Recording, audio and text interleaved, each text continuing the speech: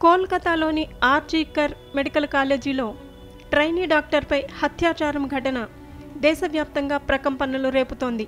Hospitals వద్ద సరైన భద్రత కల్పించాలంటూ దేశవ్యాప్తంగా వైద్యులు ఆందోళన బాట పట్టారు.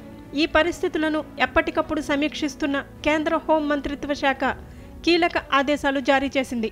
వైద్యుల నిరసనకు సంబంధించి ప్రతి 2 గంటలకు ఒకసారి అన్ని రాష్ట్రాల పరిస్థితిపై నివేదిక అందించాలని ఆదేశించింది. కోల్కతా హత్యాచారం ఘటనకు నిరసనగా రాష్ట్రాలు, కేంద్రపాలిత ప్రాంతాల్లో ఆందోళనల నేపథ్యంలో అక్కడ శాంతి భద్రతల పరిస్థితిపై ఎప్పటికప్పుడు సమాచారం అందించాలని కేంద్రం కోరింది.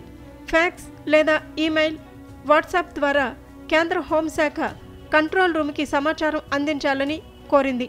రాష్ట్ర ప్రభుత్వాలతో పాటు సంబంధిత రాష్ట్ర స్థాయి అధికారులకు కూడా కేంద్రం వివరాలు పంపించడం విశేషం. వైద్యురాలిపై హత్యాచారం కేసులో ఒక కీలక పరిణామం చోటు చేసుకుంది. విచారణకు మరోసారి రావాలంటూ ఆర్జీకర్ మెడికల్ కాలేజీ మాజీ ప్రిన్సిపల్ సందీప్ ఘోష్కు సిబిఐ సమన్లు జారీ చేసింది. ఆయనను విచారణకు పిలవడం ఇది 3వసారి. ఘోష్ను ఇదివరకే ఆగస్టు 16న 15 గంటలు, ఆగస్టు 17న 13 గంటలు సిబిఐ ప్రశ్నించింది.